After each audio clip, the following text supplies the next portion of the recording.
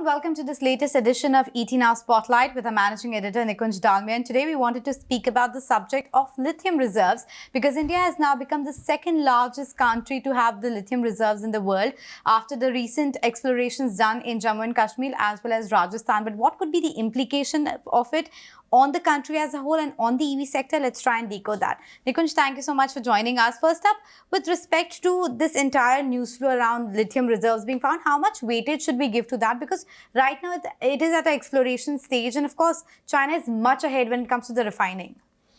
What is lithium and why it is important and why we discuss it? Sure. Lithium is important because it is an important raw material for the EV battery.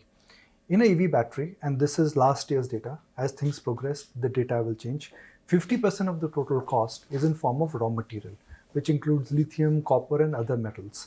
While the lithium component is not very large, but an EV battery cannot be complete without lithium. Why is lithium important and why the discovery of lithium is something which is making everybody excited? Very simple. India, like you said today, now is the second largest reserve of lithium in the world. India was dependent on lithium imports. Correct. And we know that right now the kind of geopolitical tensions we have and the countries which have a large reserve of lithium, there are geopolitical issues which are at play. So the EV dream cannot be complete without an EV battery. An EV battery cannot be complete without lithium. If you are depending on import of lithium, that clearly means that somewhere you would be hostage to what the geopolitical situation is. So this is pure Atmanirbharta in terms of getting becoming self-sufficient. Self-sufficient in terms of getting the EV, dream correct. Not everything in the EV battery is still available in India, but the fact that you've discovered you reduced an important import dependence, I think is critical. Yeah, but EV as a whole is gaining a lot of traction in India, right? We keep hearing in our local conversations and anecdotally that people are looking at a lot more with respect to buying EVs.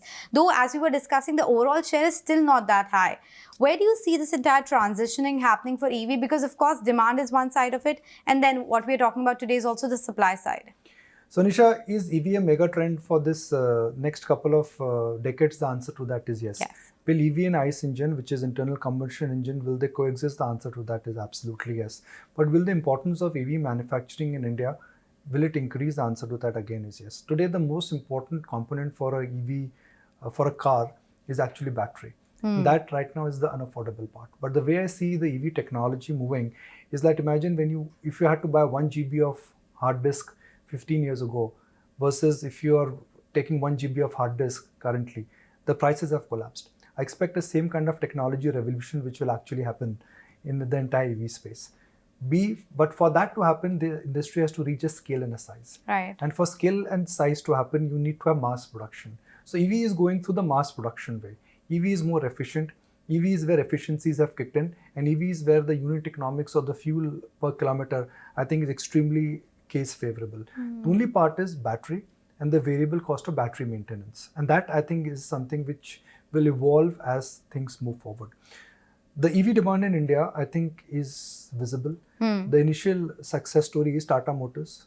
We know that all companies, including Maruti, which in a sense has always said that, look, EV does not make sense for us, they are also taking the giant steps into EV now. So EV is here, EV is real, EV is here to stay. Yeah, Maruti was very late in the EV game, but they are now making the giant leaps as you were talking about as well. But we also spoke with the management of Amara Raja, right? Any key takeaways from that? And is there a way which is the best place with respect to playing the stock market and, tapping into this opportunity and the entire transition? So Anisha, first I thought that only it's the incumbent guys who would be able to scale up in terms of battery manufacturing. But I met the management of Wari over the weekend, and what I realized that they are also attempting to scale up into battery manufacturing. See, the size of the pot is so large that you would be having multiple players. Exactly, the incumbents would have their role, the disruptors would be there, and the new current companies who have a manufacturing capability, they would also like to kick in. So the size of the pot is current battery manufacturers, manufacturing companies who want to chance their arm, and disruptors who will come up with a unique technology with a unique chemical or a manufacturing combination. So I guess the space is there for everybody. Not everybody will revive, not everybody will survive, but those who are able to get this entire model and the methodology right, I guess they really could be the companies to watch out for. The word here is energy transition, Anisha. Yeah. And wherever energy transition is going to be very smooth, which is a function of bringing the cost down, taking productivity higher, and bringing the unit economics very favorable, I think that is going to be the king. I'll give you one simple number. The cost of solar energy 10 years ago was 15 rupees per unit. Today It's now it is down to sub 3. 2.7. Correct. I think it will come down. I think the same thing will happen in EV/electronic manufacturing. Okay, so that's a 360-degree analysis for you of what does it mean with respect to finding the lithium reserves in the country, how it will aid the EV transition, and what's the best way to play the entire energy transition theme. That seems to be the buzzword at this point of time.